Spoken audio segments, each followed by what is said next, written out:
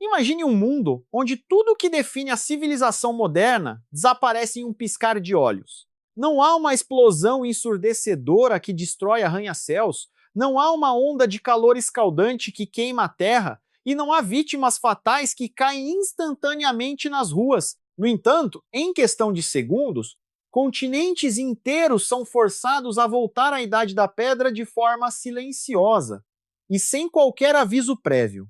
Todas as telas escurecem totalmente, as máquinas de suporte à vida nos hospitais param de bater, um silêncio sepulcral substitui a agitação metropolitana, a energia elétrica é cortada permanentemente, aviões comerciais caem do céu como folhas secas de outono e todos os veículos modernos morrem completamente. Este não é um roteiro de ficção científica, mas um cenário muito real.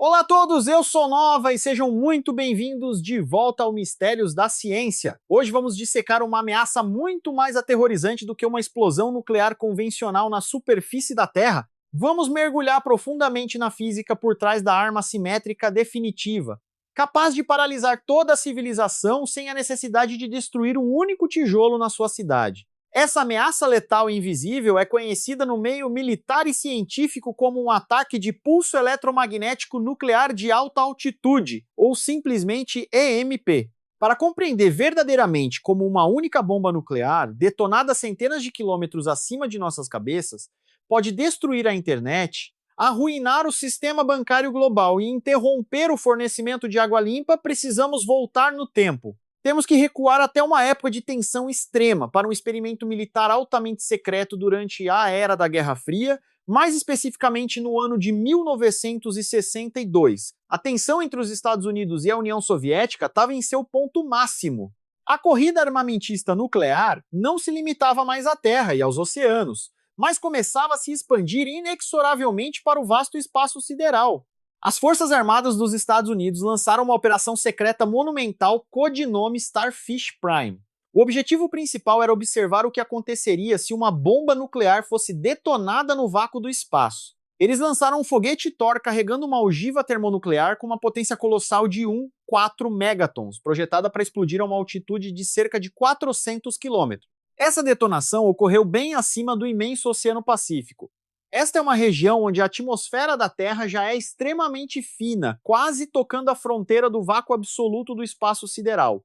Os cientistas daquela época ainda não compreendiam totalmente as vastas consequências dessa ação. Quando a bomba finalmente explodiu, a visão criada foi incrivelmente magnífica e aterrorizante. O céu noturno sobre o Oceano Pacífico iluminou-se repentinamente com um brilho ofuscante. No entanto, essa explosão não produziu a gigantesca nuvem de cogumelo ou a onda de choque devastadora como as explosões nucleares que arrasaram Hiroshima ou Nagasaki. Sem a presença de ar no espaço, a dinâmica de uma explosão nuclear muda de forma drástica e contraintuitiva para a física clássica. Em vez de uma nuvem de cogumelo, a explosão do Starfish Prime criou uma aurora artificial massiva e brilhante. Luzes coloridas radiantes, que normalmente só são vistas no extremo polo norte ou sul, agora se estendiam pelo céu equatorial. Esse fenômeno luminoso podia ser visto claramente a milhares de quilômetros de distância, pintando a escuridão com cores vibrantes e anômalas. Mas essa beleza visual estonteante escondia um efeito colateral altamente destrutivo que estava prestes a atingir a Terra. No arquipélago do Havaí, a mais de 1.400 quilômetros de distância do epicentro da explosão no espaço, coisas estranhas e inexplicáveis começaram a acontecer simultaneamente com o clarão de luz. Centenas de postes de iluminação em Honolulu explodiram de uma só vez. O sistema de comunicação telefônica por micro-ondas foi completamente cortado. Circuitos de alarmes contra roubos em vários edifícios dispararam caoticamente sem que ninguém os acionasse. A extensão dos danos à infraestrutura civil que ocorreram no Havaí em 1962 chocou profundamente os cientistas militares. A distância de 1.400 quilômetros é incrivelmente vasta para uma zona de impacto. Como seria possível que uma bomba detonada no vácuo do espaço sideral pudesse destruir equipamentos eletrônicos na superfície da Terra a uma distância tão absurda? A resposta reside no campo eletromagnético invisível, mas onipresente, que envolve constantemente o nosso planeta. O incidente do Starfish Prime foi a primeira prova incontestável do fenômeno de pulso eletromagnético de alta altitude. Este fenômeno provou categoricamente que os efeitos secundários das armas nucleares podem ser muito mais letais para a infraestrutura moderna do que o poder destrutivo físico da própria explosão. Naquela época, a infraestrutura eletrônica não era tão avançada e frágil como é hoje. Em 1962, a maioria dos equipamentos usava válvulas de vácuo robustas, relativamente resistentes a interferências. Imagine se exatamente a mesma explosão ocorresse hoje, num mundo onde bilhões de dispositivos dependem criticamente de circuitos de microsilício em escala nanométrica. Esses componentes minúsculos são absurdamente vulneráveis a qualquer flutuação de tensão, por menor que seja. O impacto do Starfish Prime, no entanto, não se limitou apenas à superfície terrestre, ele se espalhou pelo espaço. Na órbita baixa da Terra, o pulso eletromagnético gerado criou cinturões de radiação artificiais mortais que persistiram por meses a fio. Essa radiação intensa degradou painéis solares e fritou circuitos eletrônicos de 1/3 de todos os satélites em órbita na época. Isso incluiu o primeiro satélite de comunicação comercial do mundo, o Telstar 1, que ficou completamente inoperante. Este experimento abriu acidentalmente uma caixa de Pandora. Os militares de todo o mundo perceberam rapidamente que haviam tropeçado em um método totalmente novo de guerra. Um método cirúrgico para paralisar o sistema nervoso central da civilização inimiga, sem a necessidade de enviar milhões de soldados ou reduzir cidades inteiras a cinzas radioativas com explosões de superfície. A arma MP tornou-se o conceito estratégico mais temido na moderna doutrina de guerra simétrica do século XXI. Para compreender verdadeiramente a escala titânica dessa ameaça, precisamos dissecar a anatomia de uma explosão nuclear em grande altitude. Precisamos mergulhar profundamente no nível subatômico e explorar a intrincada dança das partículas e forças invisíveis da natureza. Nesta jornada fascinante da física, exploraremos a interação entre fótons de altíssima energia, moléculas de gás atmosférico e o gigantesco escudo magnético da Terra. Vamos começar entendendo a diferença fundamental entre uma explosão no solo e uma no vácuo. Quando uma bomba nuclear detona na superfície ou na baixa atmosfera, a maior parte de sua energia se transforma em onda de choque. Além da onda de choque física, há um calor extremo e radiação letal. A densa atmosfera da Terra atua como um meio que transfere a energia cinética dessa explosão para ventos supersônicos. Esses ventos são capazes de nivelar edifícios de concreto armado em um raio de dezenas de quilômetros em frações de segundo. O ar ao redor do epicentro é aquecido a milhões de graus Celsius instantaneamente. Esse ar superaquecido se expande rapidamente, criando um vácuo parcial que puxa violentamente terra e poeira para cima. É exatamente esse processo físico brutal que forma a gigantesca nuvem de cogumelo, o símbolo icônico e aterrorizante das armas nucleares. Todos esses danos físicos e destrutivos dependem fortemente da existência de ar na atmosfera para atuar como meio de propagação. No entanto, a narrativa muda em 180 graus, quando a mesma ogiva é detonada a uma altitude de 400 km acima do nível do mar. Lá em cima na exosfera, o vácuo domina o ambiente. A densidade das partículas de ar ali é praticamente zero. Sem moléculas de ar suficientes para serem aquecidas e empurradas, a explosão nuclear é fisicamente incapaz de gerar uma onda de choque destrutiva. Não há ar para suportar a pressão nem poeira ou material da Terra que possa ser sugado para o espaço. Uma explosão no vácuo nunca formará a clássica nuvem de cogumelo. Mas a energia colossal liberada pelas reações de fusão e fissão nuclear não desaparece magicamente. De acordo com as leis da termodinâmica, ela simplesmente muda de forma, manifestando-se de uma maneira muito mais insidiosa. Essa energia letal se manifesta puramente como radiação eletromagnética que se propaga livremente.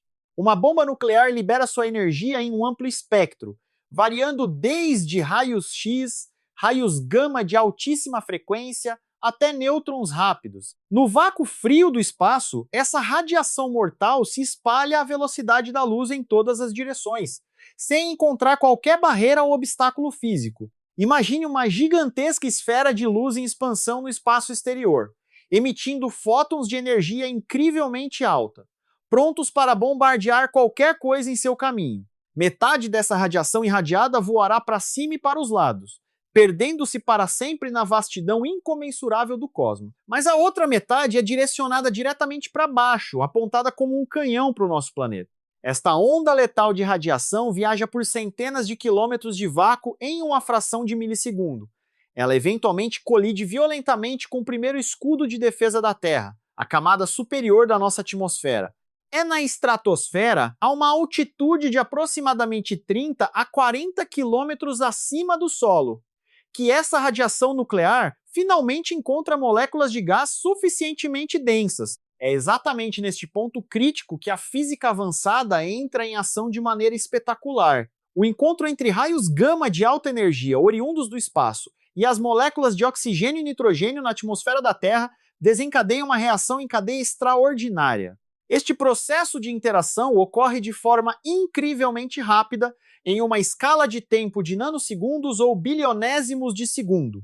O olho humano jamais seria capaz de captar esse processo ultra-rápido, mas o seu impacto devastador será sentido por toda a civilização que repousa na superfície abaixo. Para compreender como essa radiação gama invisível se transforma numa onda capaz de destruir circuitos eletrônicos, devemos adentrar os domínios complexos e fascinantes da mecânica quântica e da física de partículas subatômicas. Este é o momento exato em que a arma nuclear altera sua natureza intrínseca. Ela deixa de atuar como uma simples bomba incendiária que oblitera estruturas físicas de edifícios e transforma-se em um gigantesco canhão de elétrons em escala continental. O mecanismo dessa transformação de energia da radiação nuclear pura para um pulso eletromagnético colossal é explicado por um fenômeno famoso. Este fenômeno físico fundamental guarda a chave secreta do poder destrutivo das armas MP. Sem esse processo físico altamente específico, uma bomba nuclear no espaço produziria apenas um belo e inofensivo clarão de luz, sem causar qualquer dano sistêmico na Terra. Vamos nos aprofundar na teoria brilhante descoberta pelo físico vencedor do Prêmio Nobel, Arthur Holly Compton, no início do século XX. No mundo bizarro da mecânica quântica, a luz e a radiação não se comportam apenas como ondas contínuas, mas também atuam como um fluxo torrencial de partículas de energia, conhecidas como fótons. Os raios gama emitidos pela explosão nuclear são, na verdade, um fluxo de trilhões e trilhões de fótons altamente energéticos, viajando à velocidade da luz em direção à atmosfera terrestre. Esses fótons de raios gama não possuem massa de repouso, mas carregam consigo uma quantidade formidável de energia cinética. A energia transportada por cada um desses fótons de raios gama é tão imensa que eles são capazes de penetrar até mesmo a matéria sólida com grande facilidade. Quando esses fótons ferozes invadem as camadas superiores da atmosfera da Terra, o caos quântico se inicia.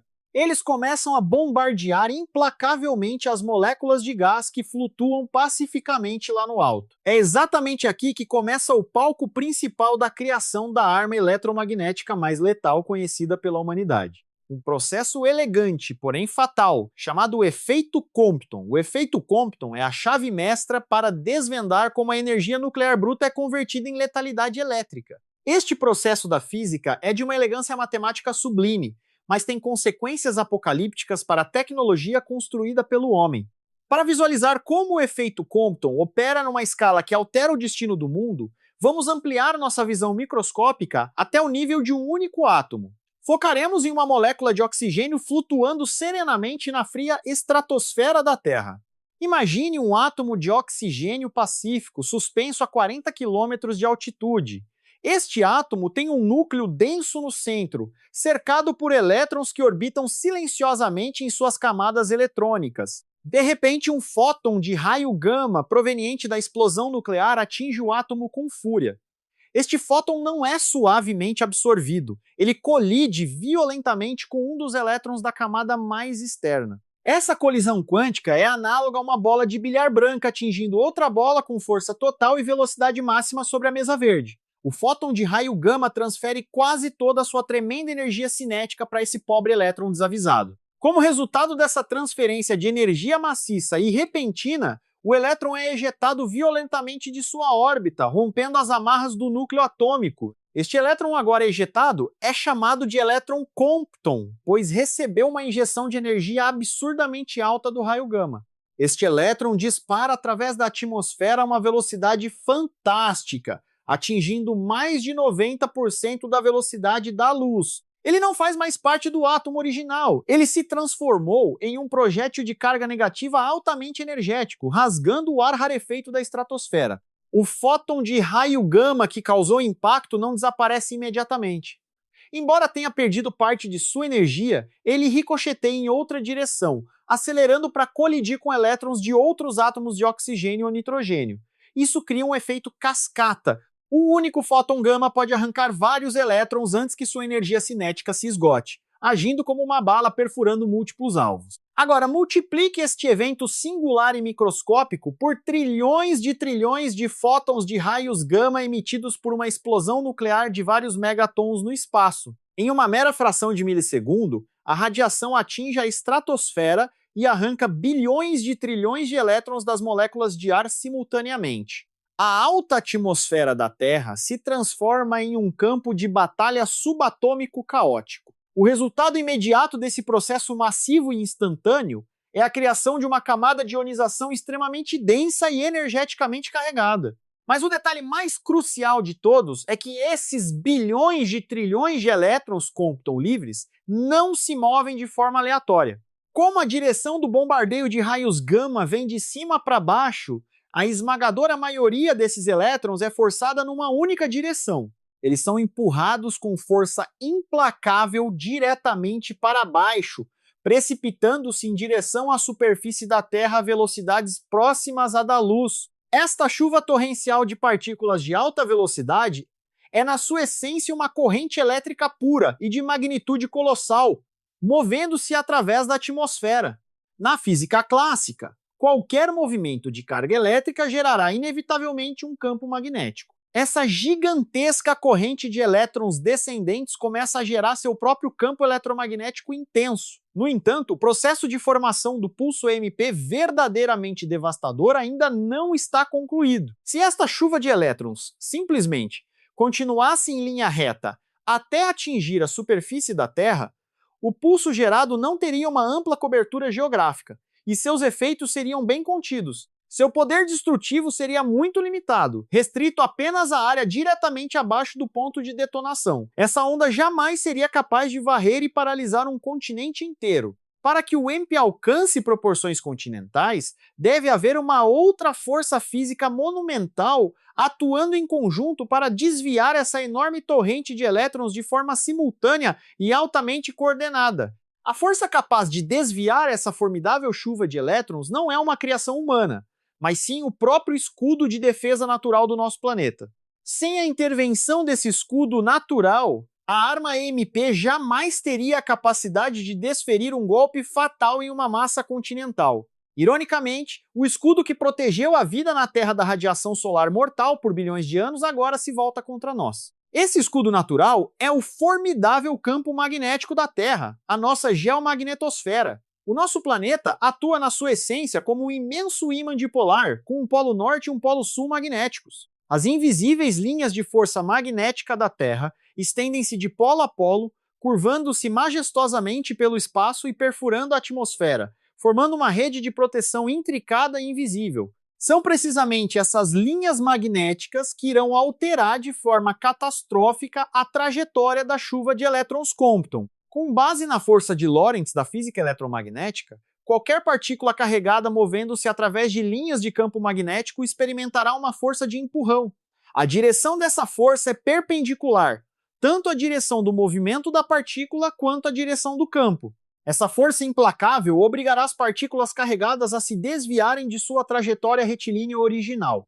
É essa lei imutável da natureza que catalisa a formação de uma tempestade eletromagnética de proporções bíblicas. Quando bilhões de trilhões de elétrons Compton mergulham a velocidades quase lumínicas, eles cortam violentamente as linhas do campo magnético da Terra na alta estratosfera.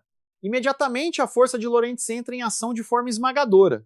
Em vez de continuar em sua queda vertical, essa gigantesca tempestade de elétrons é abruptamente e simultaneamente desviada. Eles são forçados a realizar um movimento espiral em torno das linhas do campo magnético da Terra. Essa mudança repentina e sincronizada de direção por trilhões de partículas carregadas cria uma aceleração extrema. No reino da física clássica, sempre que uma partícula carregada sofre uma aceleração ou desaceleração drástica, ela inevitavelmente emite energia, e essa energia é irradiada na forma de ondas eletromagnéticas. A energia torrencial irradiada como resultado direto desse desvio em massa é exatamente o que chamamos de pulso eletromagnético, a temível onda EMP que varrerá a superfície terrestre abaixo. Como esse processo de deflexão orquestrado pelo campo magnético da Terra ocorre em uma área imensamente vasta da alta atmosfera, a onda gerada não se concentra em um pequeno ponto. Ela irradia para baixo, cobrindo uma área geográfica colossal, tão vasta quanto o horizonte visível a partir do ponto de detonação no espaço. Quanto mais alta for a explosão, maior será o território afetado na Terra. Consequentemente, a área da estratosfera onde ocorre o efeito Compton e a deflexão magnética será muito mais ampla. É por essa razão assustadora que uma única ogiva nuclear, detonada a 400 km de altitude, tem o potencial de varrer e paralisar toda a extensão da América do Norte. Essa onda mortal irradia para baixo, agindo como uma onda de rádio monstruosamente massiva e concentrada. Mas, ao contrário de um sinal de Wi-Fi ou de rádio comum que possui intensidade baixa e é inofensivo para os nossos eletrônicos, o pulso EMP carrega energia milhões de vezes maior. Essa onda está pronta para induzir correntes elétricas selvagens e incontroláveis em cada pedaço de metal condutor presente na Terra. A Terra e o seu campo magnético atuam essencialmente como uma lente de aumento colossal. Essa lente natural amplifica e foca a energia nuclear, transformando-a na derradeira arma de aniquilação tecnológica. Todo esse processo extraordinário, desde a explosão inicial, emissão de fótons gama, efeito Compton, até a deflexão magnética, ocorre em um intervalo de tempo inferior a 1 microsegundo. O olho humano nem sequer teve tempo de piscar, mas o apocalipse tecnológico já começou a sua marcha. O gigantesco pulso eletromagnético que varre a superfície da Terra não chega como uma única e homogênea onda de energia. Ele possui uma estrutura intrincada e altamente complexa, composta por 3 fases de ondas sequenciais. Cada uma dessas fases foi perfeitamente desenhada pelas leis da física para atacar diferentes partes da nossa infraestrutura tecnológica de uma maneira única e devastadora. Os cientistas militares e físicos nucleares classificam essas 3 fases de ondas eletromagnéticas mortais como E1, E2 e E3. Compreender as diferenças cruciais entre os componentes E1, E2 e E3 é o pilar fundamental para projetar qualquer estratégia de proteção para nossa infraestrutura crítica. Esses 3 componentes não agem isoladamente, eles se complementam de forma perversa e sinérgica. Eles criam um ataque em cascata que penetra e destrói sistematicamente as múltiplas camadas de defesa tecnológica da civilização moderna. Vamos dissecar cada um deles, começando pela primeira onda. A onda EON é a mais rápida, a mais aguda e a mais mortal para os delicados dispositivos microeletrônicos que governam nosso mundo atual. O pulso EON é o produto direto da interação do efeito Compton. A onda EON ocorre em uma escala de tempo alucinante de nanosegundos, ou seja, bilionésimos de um segundo. Ela ataca tão incrivelmente rápido que os sistemas padrão de proteção contra surtos, aqueles estabilizadores e filtros de linha que usamos em nossas casas, não têm absolutamente nenhum tempo hábil para reagir e cortar a corrente elétrica antes que o dano irreversível já tenha sido infligido. A principal e mais aterrorizante característica da onda EON é sua capacidade de induzir tensões astronômicas. Ela pode gerar dezenas de milhares de volts por metro de forma instantânea. Essa onda EON interage impiedosamente com cada cabo de força, cada antena e cada minúscula trilha metálica presente dentro de nossos equipamentos eletrônicos, transformando-os em antenas receptoras dessa energia mortal. Uma corrente elétrica selvagem, carregando dezenas de milhares de volts, inunda imediatamente os circuitos integrados de todos os dispositivos inteligentes. Os microcircuitos, transistores e chips processadores modernos são projetados meticulosamente para operar em tensões extremamente baixas, geralmente variando de apenas 1 a 5 volts. Eles são componentes microscópicos incrivelmente frágeis. Quando a onda EON induz repentinamente um pico de tensão de milhares de volts nessas trilhas de silício em escala nanométrica, a temperatura no interior do chip sofre uma elevação drástica e instantânea. Em questão de nanosegundos, a temperatura ultrapassa o limite de tolerância do material. O resultado é absolutamente fatal. Curtos circuitos massivos ocorrem em toda a estrutura do microprocessador.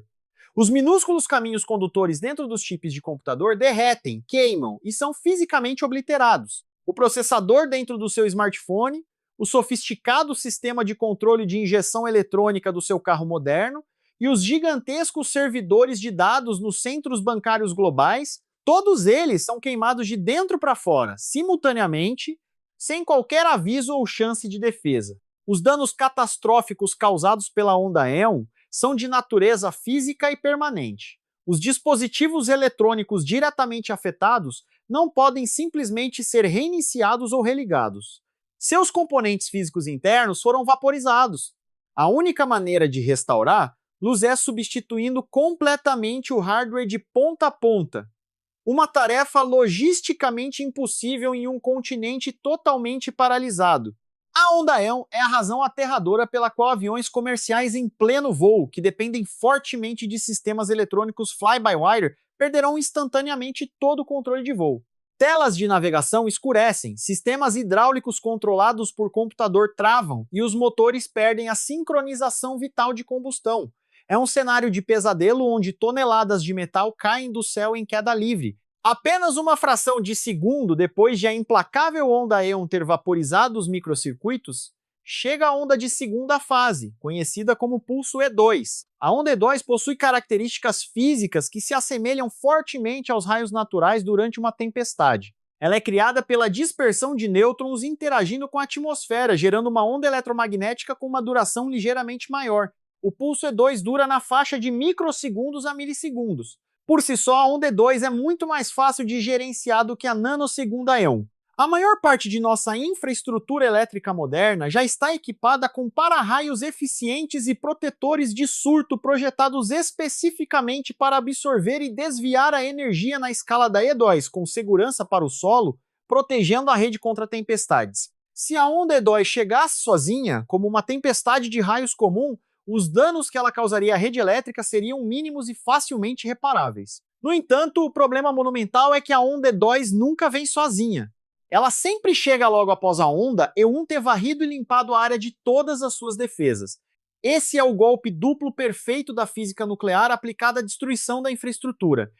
Quando a onda E2 finalmente atinge a superfície, quase todos os sistemas de proteção contra surtos, disjuntores e dispositivos de segurança eletrônicos da infraestrutura elétrica já foram queimados e totalmente destruídos pela onda Éon anterior. Sem sistemas de proteção contra raios funcionais, a onda E2 flui livremente e agrava severamente os danos à frágil infraestrutura que ainda restava de pé. A onda E2 penetra profundamente, aquecendo a fiação elétrica doméstica até o ponto de derretimento. Ela desencadeia curtos-circuitos em massa, gerando um potencial assustador para causar milhares de incêndios estruturais simultâneos em edifícios pela cidade. Tudo isso enquanto os alarmes de incêndio e as bombas eletrônicas de água dos hidrantes já estão completamente mortos devido à onda Éon inicial. Depois que a onda Éon destrói os microcircuitos e a onda E2 incendeia as instalações de fiação, chega a terceira e última onda encarregada de desferir o golpe de misericórdia fatal. É a onda E3. Se a onda Éon foi projetada para fritar os pequenos dispositivos eletrônicos em sua casa, a onda E3 foi moldada pela física do universo para aniquilar a espinha dorsal da civilização, a rede de transmissão. O processo de formação da onda E3 é drasticamente diferente do Éon e do E2. Ela não se origina da dispersão de elétrons velozes, mas sim de uma distorção maciça e violenta do próprio campo magnético da Terra.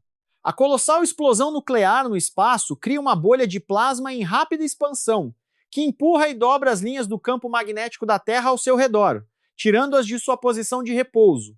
Quando essa bolha de plasma finalmente esfria e se dissipa, as linhas do campo magnético da Terra, que haviam sido severamente curvadas, retornam violentamente à sua posição original.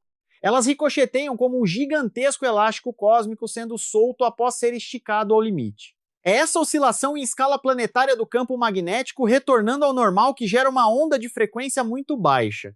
A onda E3 dura muito mais tempo do que a Éon e a E2, podendo persistir de dezenas a centenas de segundos. As características desta onda são quase idênticas a uma tempestade geomagnética severa, frequentemente causada por grandes ejeções de massa coronal do Sol. Devido à sua frequência extremamente baixa, a onda E3 tem a capacidade de penetrar profundamente no solo terrestre e interagir com metais. A onda E3 busca e interage fortemente com condutores extremamente longos espalhados pela superfície da Terra. Que condutores longos são esses que se estendem por continentes inteiros? A resposta é a nossa rede de cabos de transmissão de alta tensão, gasodutos metálicos subterrâneos e imensos cabos submarinos de telecomunicações. As linhas de energia de milhares de quilômetros tornam-se receptores. Esses milhares de quilômetros de cabos de transmissão de energia intermunicipais atuam como antenas gigantescas, capturando vorazmente a energia da onda E3. Essa onda induz, então, uma imensa corrente elétrica contínua, conhecida na geofísica como corrente induzida geomagneticamente. Esta força invisível se apodera das linhas elétricas vitais do país, preparando o terreno para o colapso estrutural. A corrente contínua induzida pela onda E3 flui implacavelmente ao longo de cabos de alta tensão com centenas de quilômetros de extensão. Ela acumula energia formidável à medida que viaja, semelhante a uma bola de neve rolando pela encosta de uma montanha. Esta corrente selvagem, carregando milhares de amperes, flui continuamente, procurando desesperadamente o caminho mais curto possível para a Terra. E, tragicamente, o caminho natural para a Terra sempre passa através dos corações da rede elétrica, os gigantescos transformadores das subestações. Os transformadores de extra alta tensão são o coração pulsante da rede elétrica moderna. A sua função vital é aumentar ou diminuir a tensão da corrente alternada para permitir a distribuição eficiente de energia elétrica pelas cidades e indústrias modernas. Os enormes núcleos de cobre e ferro no interior destes transformadores são concebidos de forma muito específica e exclusiva para lidar apenas com corrente alternada. Eles têm absolutamente zero tolerância para a entrada repentina de grandes quantidades de corrente contínua. Quando a massiva corrente contínua da onda E3 invade o transformador, o núcleo magnético de ferro sofre saturação magnética imediata. Essa saturação brutal destrói instantaneamente a função básica do transformador, convertendo-o de um dispositivo regulador de energia em um aquecedor resistivo gigantesco e incontrolável. A corrente alternada normal que continua a fluir da usina geradora agora contribui para aquecer ainda mais o núcleo do transformador, muito além de qualquer limite de segurança operacional concebido pelos engenheiros. A temperatura no interior do tanque do transformador aumenta acentuadamente em questão de segundos. O óleo de resfriamento especial que submerge as bobinas de cobre começa a ferver violentamente, produzindo gases hidrocarbonetos altamente inflamáveis. Quando a pressão do gás dentro deste enorme tanque de aço excede o seu limite crítico estrutural, o inevitável e catastrófico evento ocorre com fúria. O transformador de alta tensão, pesando centenas de toneladas, explodirá com uma força destrutiva aterrorizante, lançando estilhaços de aço incandescente e óleo flamejante no ar. A explosão do transformador desta subestação não causa apenas um mero corte de energia local. Em todo o continente afetado pelo EMP, milhares destes transformadores gigantescos irão derreter e explodir em uníssono orquestrado. Essa destruição massiva nos principais nós da rede elétrica cria um efeito dominó apocalíptico e imparável. Isso causa um colapso total em toda a rede elétrica nacional, um evento terrível conhecido como colapso catastrófico da rede. Quando a onda E3 finalmente termina o seu trabalho de destruição magnética, uma escuridão total, profunda e permanente desce sobre o país e envolve toda a civilização. Não haverá luzes de emergência nas ruas, nenhum gerador de backup em hospitais funcionará, porque seus circuitos já foram obliterados pela onda EON. O apocalipse da rede elétrica se concretizou. No entanto, a parte mais assustadora do ataque EMP não é o apagão das luzes, mas a realidade incrivelmente amarga sobre a recuperação e reconstrução da infraestrutura devastada. Muitas pessoas podem pensar de forma otimista. Se os transformadores explodirem, o governo enviará técnicos para substituí-los e a eletricidade voltará em dias. Essa suposição é fatalmente equivocada. Os grandes transformadores não são produtos fabricados em massa que você encontra em depósitos, nem ficam estocados em grandes quantidades nas empresas de energia elétrica.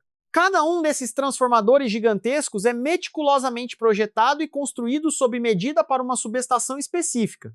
O processo de fabricação é incrivelmente complexo e requer bobinas de cobre de altíssima precisão. O tempo de espera para a produção de uma única unidade, em condições normais e sem desastres, pode levar de 12 a longos 18 meses para ser concluído. E a grande maioria desses equipamentos essenciais é produzida no exterior. Imagine a situação pós-EMP. Um país inteiro agora paralisado e mergulhado no caos, precisando repentinamente de milhares de transformadores gigantescos de uma só vez. As fábricas locais não podem operar porque simplesmente não há eletricidade para alimentar as máquinas industriais pesadas necessárias para sua complexa montagem. Os portos estão completamente inoperantes para receber remessas internacionais, pois os guindastes eletrônicos estão mortos. Os trens de carga não funcionam. Reparar a rede elétrica em ruínas levará muitos anos. Essa escuridão prolongada desencadeará o colapso irreversível da cadeia de suprimentos global que sustenta bilhões de vidas. Sem eletricidade, as estações de bombeamento de água irão parar. Isso causará uma crise instantânea de água potável nas grandes metrópoles. As bombas de combustível nos postos não conseguirão fornecer gasolina ou diesel. Os caminhões de entrega de alimentos não poderão operar, esvaziando as prateleiras dos supermercados em poucos dias. O sistema bancário moderno, que depende inteiramente de servidores de dados eletrônicos em nuvem, será aniquilado da noite para o dia. O dinheiro digital na sua conta bancária, carteiras de ações e bancos de dados de identidade nacional podem ser apagados ou ficar inacessíveis para sempre. O dinheiro físico se tornará o único meio de troca, mas seu valor será rapidamente substituído por mercadorias básicas para a sobrevivência, como comida enlatada, água potável e remédios. Nos hospitais, o cenário é de uma tragédia humana indescritível. Ventiladores e incubadoras neonatais pararão de funcionar no instante em que as baterias de reserva acabarem. Os pacientes dependentes de equipamentos médicos eletrônicos serão as primeiras vítimas deste apocalipse silencioso. As comunicações de longa distância serão cortadas. Sem televisão, rádio ou acesso à internet, o público não saberá o que realmente aconteceu, gerando medo e desinformação caótica. Isso desencadeará pânico em massa em escala nacional e o colapso total da ordem social. A sociedade moderna acostumou-se com o conforto fornecido pela eletricidade. Esquecemos que, antes do final do século XIX, os humanos viviam dependendo inteiramente da força muscular, do vento e do fogo. Um ataque EMP em grande escala forçará violentamente nossa civilização a retornar a essa era pré-industrial árdua. O problema central é que a população humana moderna é grande demais para ser sustentada pela tecnologia agrícola da era vitoriana. Sem fertilizantes sintéticos, sem tratores a diesel e sem sistemas de irrigação eletrônicos, a produção global de alimentos despencará drasticamente. A fome em massa é a consequência lógica e inevitável de meses sem energia. Especialistas fazem previsões assustadoras. Eles estimam que grande parte da população urbana não sobreviveria ao primeiro ano após um ataque EMP. É por essa razão que as armas nucleares detonadas no espaço são muito mais letais para uma nação do que explosões de superfície. Se uma bomba cai numa cidade, o resto do país pode enviar ajuda médica e equipes de resgate, a esperança de reconstruir a infraestrutura. Mas num cenário de EMP de alta altitude, nenhuma região é poupada. O continente inteiro sofre paralisia total simultaneamente. Nenhuma cidade escapa da escuridão. Cada região deve lutar por conta própria, sem comunicação, sem suprimentos e sem uma liderança central coordenada.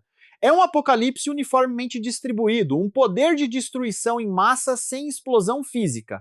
Isso faz do EMP a arma assimétrica definitiva na doutrina militar clássica. Para derrotar uma superpotência, você normalmente precisaria de um poder militar equivalente. No entanto, com uma arma EMP, uma pequena nação com mísseis balísticos e uma ogiva nuclear pode alterar o curso da história humana. O inimigo não precisa de porta-aviões ou caças furtivos sofisticados.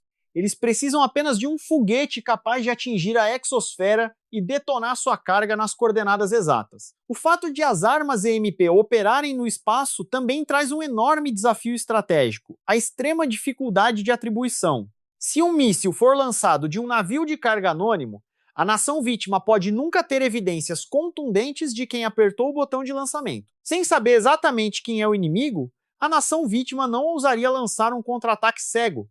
A doutrina da destruição mútua assegurada torna-se irrelevante nesse cenário de ataque nas sombras. O MP é a arma perfeita para atores estatais desonestos. A grande questão é, podemos proteger a civilização desta ameaça? Sim, o conceito é a famosa gaiola de Faraday, do século XIX. Uma gaiola de Faraday É uma estrutura metálica condutora que envolve um equipamento. Quando a onda eletromagnética a atinge, a energia é absorvida pela superfície externa e distribuída, sem penetrar no interior. Os militares já gastaram bilhões protegendo suas bases com blindagem EMP. Eles estão prontos para operar no mundo pós-apocalíptico, mas a infraestrutura civil não. Proteger cada subestação, torre de celular e instalação de água custaria trilhões de dólares. Um investimento que os governos relutam em fazer. Consequentemente, a civilização permanece vulnerável, como uma estufa de vidro aguardando uma chuva de granizo. Continuamos a construir sociedades dependentes de internet das coisas, sem forjar um escudo contra a tempestade. A ameaça MP não é uma teoria da conspiração, mas um fato da física fria, comprovado pelo Starfish Prime. A ironia trágica é que quanto mais avançados e conectados nos tornamos, mais vulneráveis estamos à aniquilação. A arma mais poderosa do nosso século não visa vidas humanas diretamente, mas sim a corrente vital da nossa era, eletricidade. A prevenção deve ser prioridade. Devemos construir uma rede descentralizada. Como indivíduos, devemos aprender habilidades básicas de sobrevivência, como purificação de água. A física é uma faca de dois gumes. Ela nos deu a exploração espacial, mas também a capacidade de rasgar nossa infraestrutura. A escolha de como usamos esse vasto e perigoso conhecimento está, em última análise, nas mãos da humanidade. Você conseguiria sobreviver um mês inteiro sem eletricidade e internet? Deixe sua estratégia nos comentários abaixo. Se este documentário abriu seus olhos para as vulnerabilidades do mundo, deixe seu like e compartilhe. Inscreva-se no Mistérios da Ciência e ative o sino para mais análises profundas. Eu sou a Nova e até a próxima jornada rumo ao desconhecido.